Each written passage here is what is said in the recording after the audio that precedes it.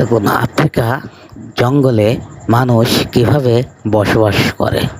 এরা কিন্তু গাছের আগায় ঘর বাঁধে, কারণ জন্তু জানোয়ারের যেন নিরাপদে থাকতে পারে।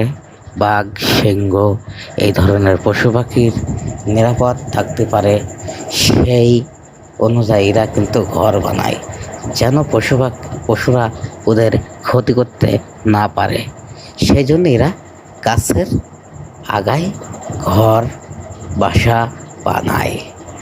অনেক নিরাপদ স্থলে ওরা কিন্তু এই ঘরগুলা বানায়। ওদের কিন্তু কঠিন বুদ্ধি ও ব্রেনের মাধ্যমে কিন্তু এরা এই কাজগুলা করে থাকে।